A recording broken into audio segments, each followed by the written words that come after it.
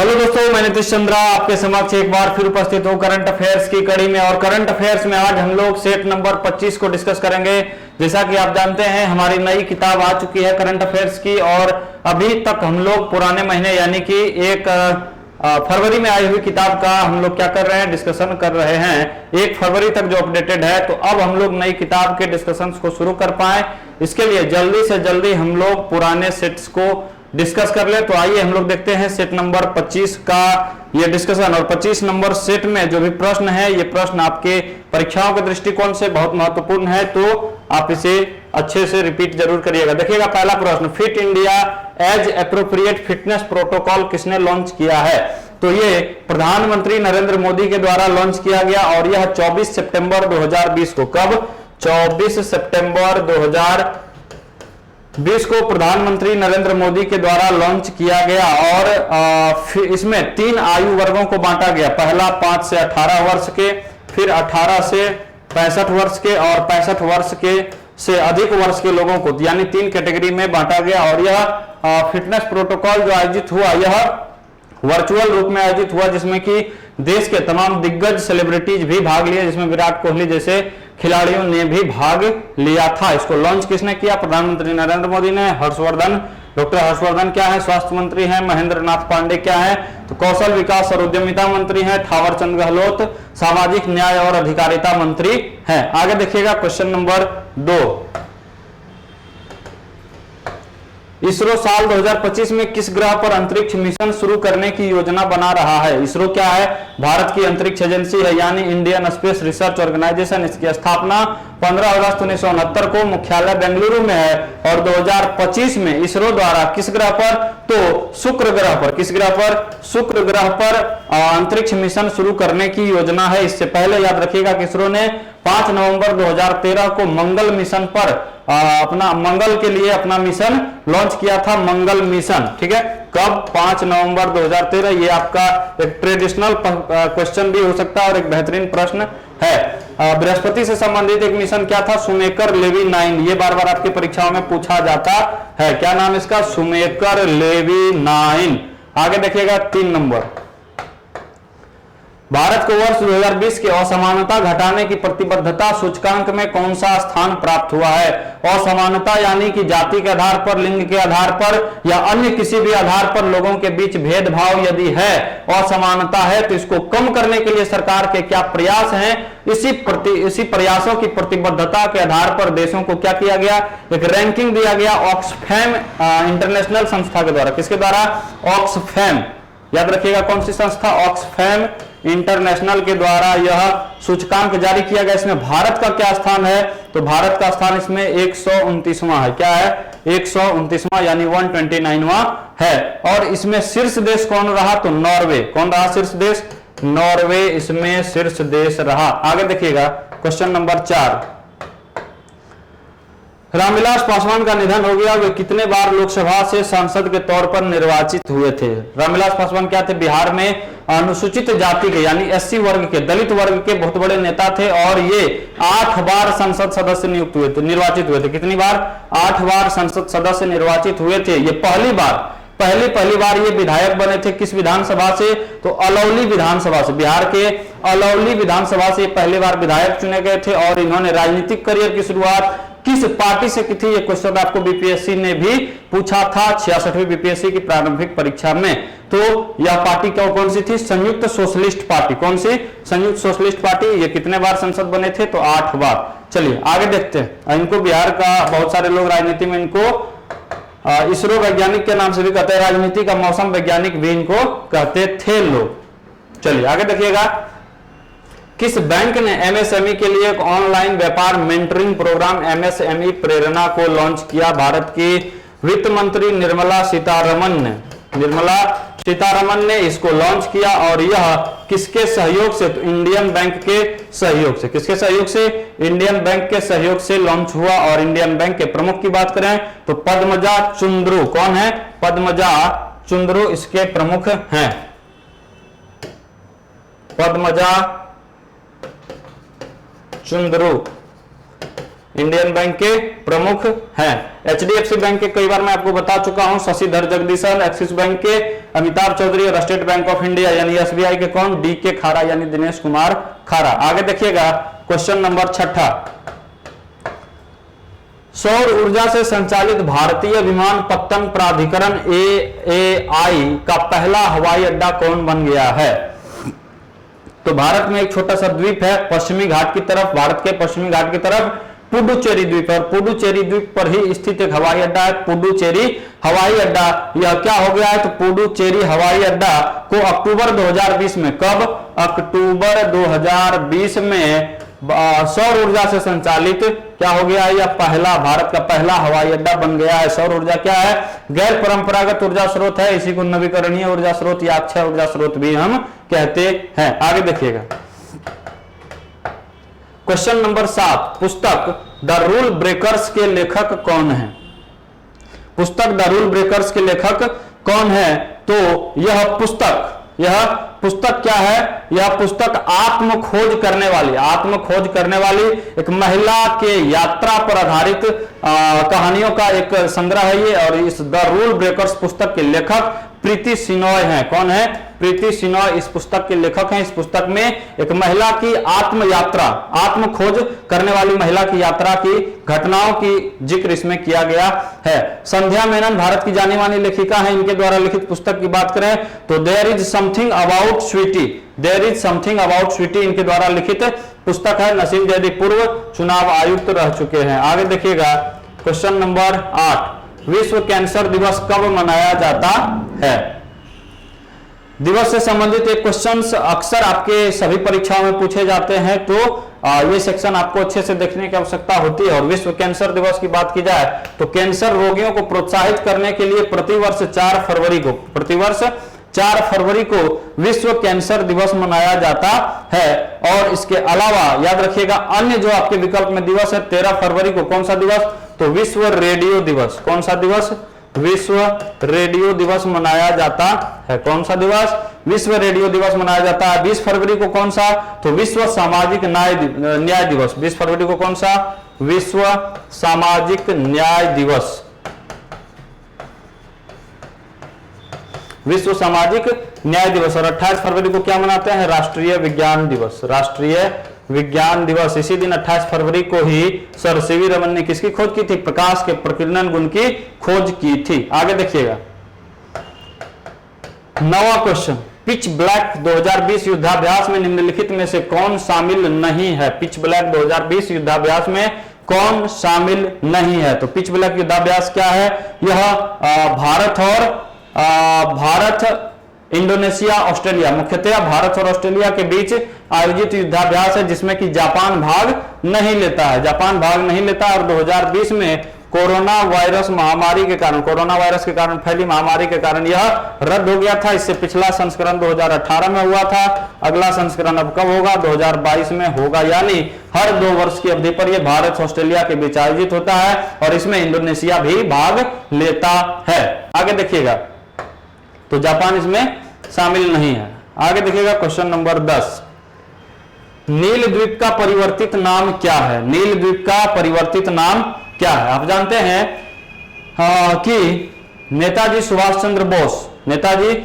चंद्र बोस द्वारा आजाद हिंद फौज का गठन किया। आजाद हिंद फौज की जब कमान संभाली गई थी तो आजाद हिंद फौज की कमान संभालने के पश्चात यानी कि 1942 में जब आजाद हिंद फौज का गठन हुआ था तो उसके गठन के पश्चात 2018 में उसके 75वीं वर्षगांठ पर प्रधानमंत्री नरेंद्र मोदी के द्वारा अंडमान निकोबार के वैसे द्वीपों पर जहां सुभाष चंद्र बोस ने झंडे फहराए थे और अंग्रेजों के कब्जे से मुक्त करके उनका नाम बदला था, वैसे द्वीपों को पुनर्नामित करने का काम प्रधानमंत्री नरेंद्र मोदी ने किया। और इस सिलसिले में उन्होंने क्या किया कि आपके नील द्वीप का नाम बदल करके क्या कर दिया? शहीद द्वीप। नील द्वीप का नाम बदल करके क्या किया? शहीद द्वीप। नील द्वीप का क्या? शहीद द्वीप कर दिया गया। स्वराज द्वीप का नाम क्या कर दिया गया? तो स्वराज द्वीप का नाम पहले क्या था? हैवलॉक द्वीप था। यानी कि हैवलॉक द्वीप का नाम स्वराज द्वीप कर दिया गया। हैवलॉक द्वीप का नाम क्या कर दिया गया? स्वराज द्वीप कर दिया गया। टंडन द्वीप और टैगोर द्वीप वहां नहीं है कोई। उसके अलावा एक और याद रखिएगा, रॉस द्वीप एक था। अंडमान निकोबार में एक और कौन सा द्वीप, रॉस द्वीप का नाम बदल करके क्या कर दिया गया, सुभाष चंद्र बोस द्वीप, सुभाष चंद्र बोस द्वीप कर दिया गया। ठीक है, आगे देखते हैं 11 नंबर। अंतर्राष्ट्रीय बाल शांति पुरस्कार 2019 किन्हें दिया गया है।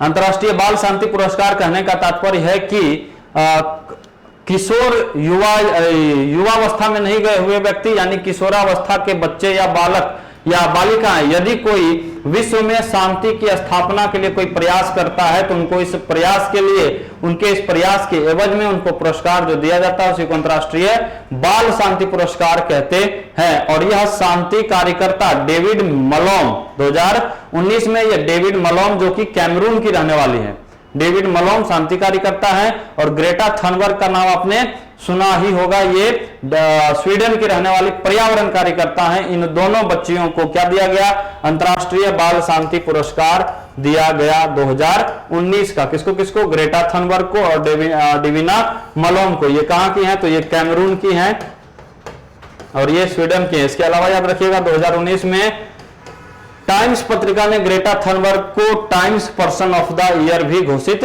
किया था, और 2021 के लिए ग्रेटा थनबर्ग को नोबेल शांति पुरस्कार के लिए नामित किया गया है। 12 नंबर, कोरोना का रैपिड टेस्टिंग किट के माध्यम से जांच शुरू करने वाला देश का पहला राज्य कौन है। रैपिड टेस्टिंग मतलब जल्दी से जल्दी रिपोर्ट देने वाला। आप देखते थे कोरोना की जांच करने के बाद सैंपल आज ले जाता था और कल या तो 4 घंटे बाद 6 घंटे बाद रिपोर्ट आते थे, लेकिन इसको और क्विकली करने के लिए, इसको और तेज करने के लिए क्या किया गया, रैपिड टेस्टिंग किट का प्रयोग किया गया। और इसको सबसे पहले प्रयोग में लाने वाला राज्य कौन है, तो राजस्थान। कौन सा राज्य, राजस्थान है। आगे देखिएगा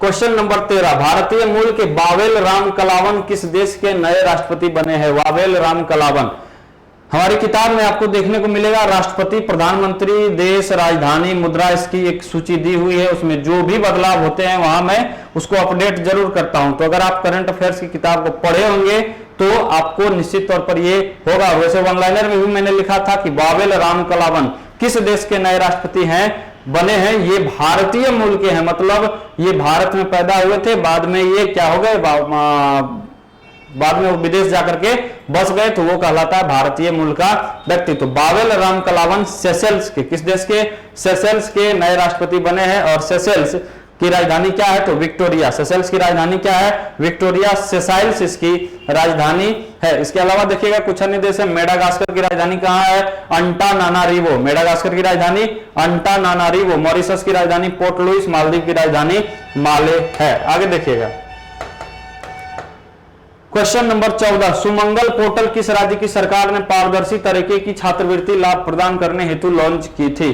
छात्रवृत्ति पोर्टल और सुमंगल पोर्टल, छात्रवृत्ति पोर्टल और सुमंगल पोर्टल, ये दोनों पोर्टल किसके द्वारा शुरू किया गया, तो ओडिशा की सरकार के द्वारा। किसके द्वारा, ओडिशा की सरकार के द्वारा यह पोर्टल शुरू किया गया। किसके द्वारा, उड़ीसा की सरकार के द्वारा किया गया। किस लिए, तो छात्रवृत्ति प्रदान करने की प्रक्रिया को पारदर्शी बनाया रखा जा सके, इसी दृष्टिकोण से। आगे देखिएगा यहाँ के मुख्यमंत्री कौन है, ये याद रखिएगा, नवीन पटनायक। कौन है, नवीन पटनायक।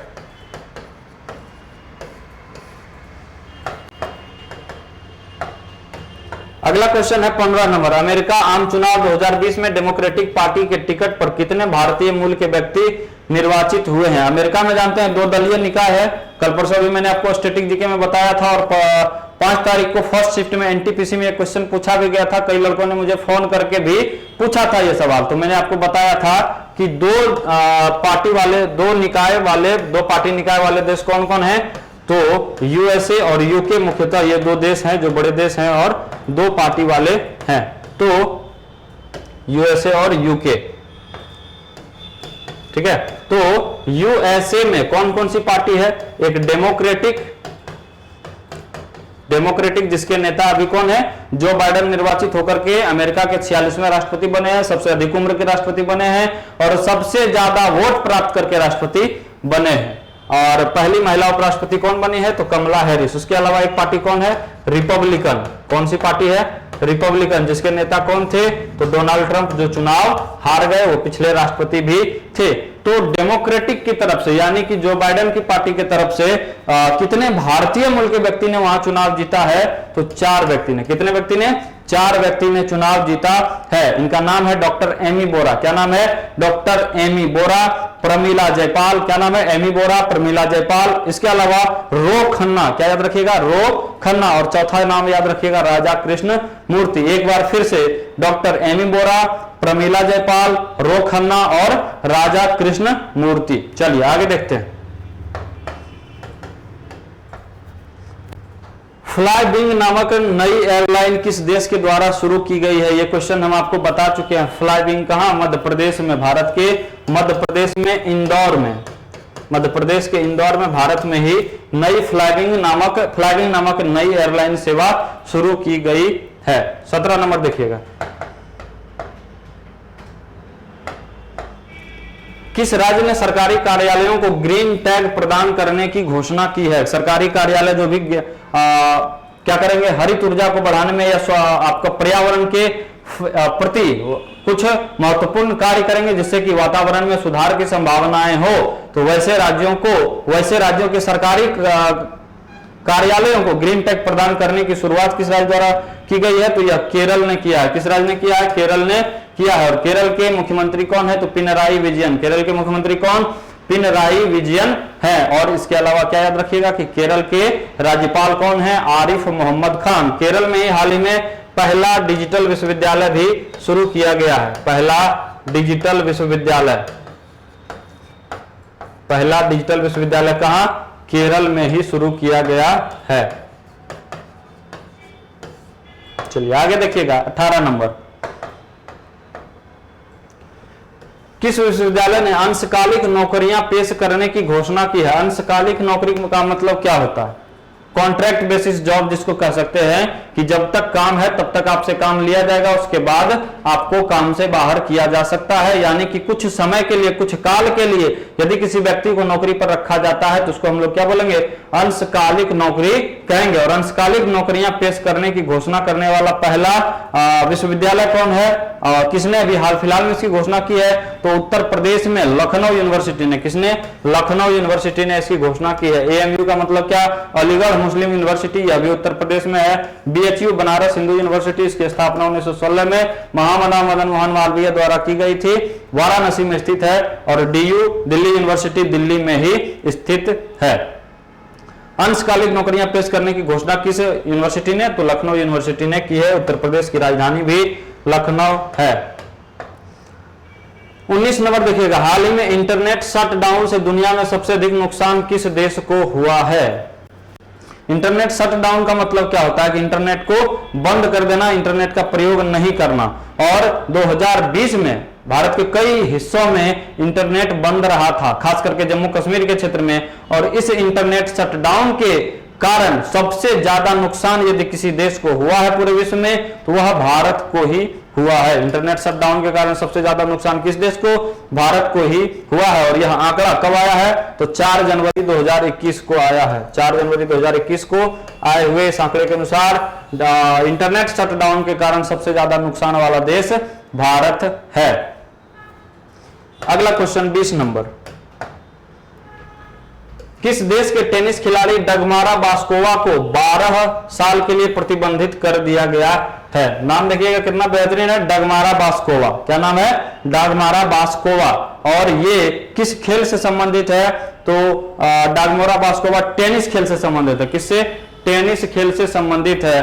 और यह स्लोवाकिया का रहने वाला है। कहां का? स्लोवाकिया का रहने वाला खिलाड़ी है, जिसको कि 12 साल के लिए प्रतिबंधित कर दिया गया है। यानी शायद इसके करियर भी समाप्त हो जाए तब इसका प्रतिबंध समाप्त होगा। ठीक है। डगमारा बास्कोवा कहां का? स्लोवाकिया का। करंट अफेयर्स के सेट नंबर 25 के डिस्कशन को मैं यही समाप्त करता हूं। फिर आपसे 26 नंबर सेट के डिस्कशन में मुलाकात होगी जल्द ही।